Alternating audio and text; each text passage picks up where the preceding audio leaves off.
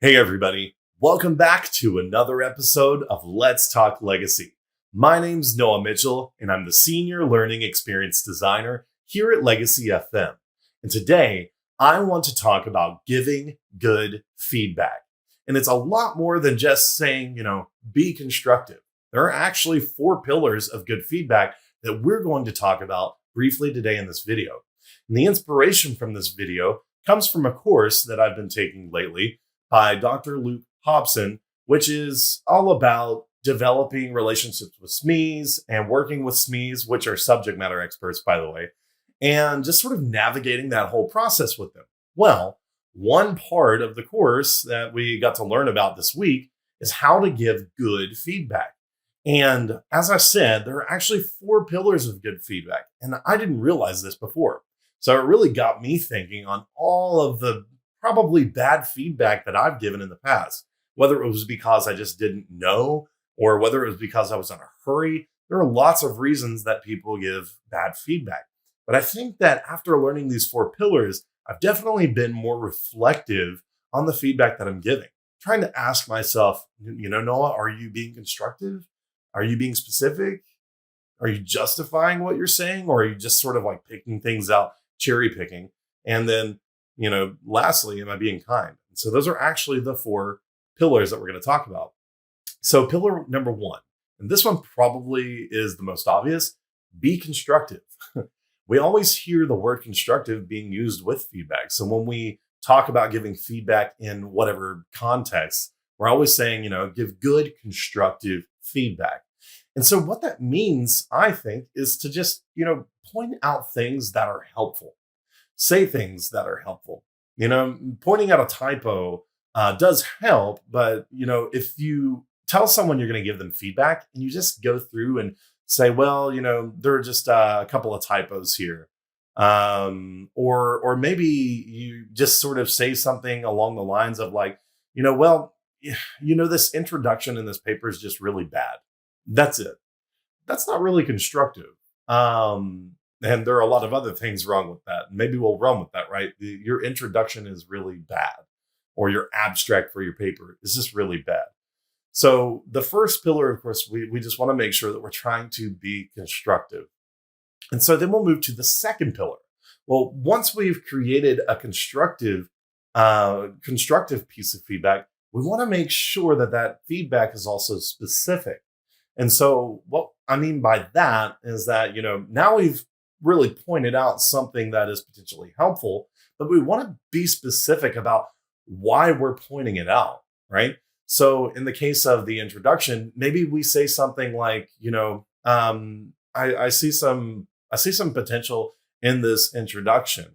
It looks like it's a lot longer than it should be. And so, maybe we could cut out some of the fluff, and then you would give them an example to be specific. So for example, you use a lot of filler words or a lot of flowery language. Maybe you could cut out those words to really shorten the introduction and therefore make it easier to follow, easier to read, you name it. So that's what we mean by being specific. Sometimes I'm guilty of this. It can be hard for me to remind myself to give an example. And I think a lot of times it's because maybe some of you all can relate to this. When we're pointing out feedback or pointing out things in other people's work, we're busy. I know as a student, whenever I was trying to give peer feedback, that was a big issue. We were always busy. So you always made yourself feel like, oh, I've just got to get this done. And so what happens then is, whenever you're trying to rush through it, you tend to not be specific and constructive in general, right? So now we know that whatever we point out in someone's project, the feedback or the advice that we give needs to be constructive, and then it needs to be specific. But what else? Well, it needs to be justified. And that's the third pillar of good feedback. So it's not necessarily, and I'm not saying that only having constructive and specific feedback is bad. It's not. It's just to make it better and to enhance our feedback. We want to make sure that we add some sort of justification for why we're saying what we're saying. So we've pointed out something constructive. We've been specific about, maybe some of the changes that you could make and things that you should look for in the introduction paragraph in our example that we have here. But then we also want to justify it by saying, um, research shows, or people just don't really respond well to long introductory paragraphs. What they'll do, they see this huge block of text and they'll really just kind of, skip over it. Or it might turn them off to reading your paper in general, or maybe it's an email, right? You have this huge block of email text, which I know a lot of people tend to do. I'm guilty of that as well. Before I learned how to format my emails a little bit better. And it just turns people off. It's intimidating. It's hard to follow and read. It's hard to see where you are within the body of the email, or in the case of our introduction, excuse me, it's hard to see where certain thoughts are, jump back to places. So definitely in an introduction case, by justifying it, we could say something along the lines of what I mentioned earlier. So definitely justify the decisions you're making, or justify the feedback that you're giving to someone. All right. And time for the last pillar. And this one's probably my favorite, although I argued this week after reflecting on these 4 pillars that it's not actually the most important in my opinion. But the last pillar is to be kind. I think a lot of times it's easy for us to, again, in our rushed lives and we're trying to get it done, we can come off as more harsh than what we mean to, or maybe some people mean to be. But the fact of the matter is, most people don't respond to harsh feedback. They can still use it, but there are parts of the brain, the emotional part of our brain, that's more reactive. Whenever you are harsh or snippy or mean, that part of the brain activates, and it also activates the centers for aggression and defensiveness. And so, is that what you want when you give feedback to someone?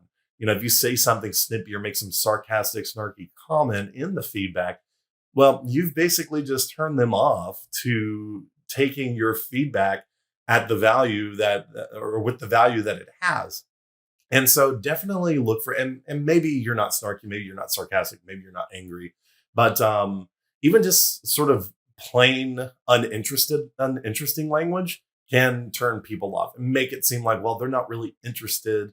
They're not being mean, but they're also not really being positive. So I don't know, do I even want to listen to their feedback? Or maybe they just don't take it into account. So look for opportunities in your feedback to identify areas where maybe you could give a little bit of positive reinforcement, and just to be kind in general. To sort of, for example, I like to sort of use myself as an example when I'm giving them feedback and say, excuse me again, I definitely do this myself. I make these mistakes all the time. But what would you think about doing this? I think it would really improve, the outcome of your introduction. And what do you think? Don't you think so? Or, maybe just soften the language by saying, I think there's a really good opportunity here for you to shorten your introduction. Here's how you can do it. And, I hope that helps. What do you think? What are your thoughts? That's sort of what I do. Sort of just infusing a little bit of your personality into the feedback. And all right, so those are the 4 pillars. You've got constructive, make sure your feedback is constructive. Secondly, make sure that when you point out those constructive bits of feedback, that you're also being specific about what you're talking about so they can do something with it.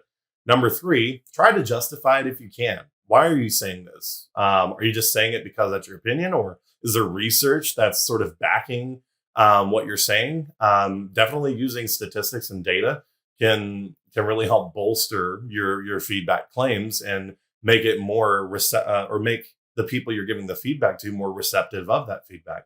And then the 4th pillar, be kind. And really, outside of feedback, being kind is what we should all do in the world anyway, right? Maybe the world would be a much better place. Anyway, that's all I have for you today. Hope you enjoyed it. Definitely leave some comments below on maybe some of the times that you've probably given bad feedback and what you would have done differently, or really just any general discussion about this topic that you want to add to the conversation. We'd love to hear from you. Anyway, have a good day. Bye.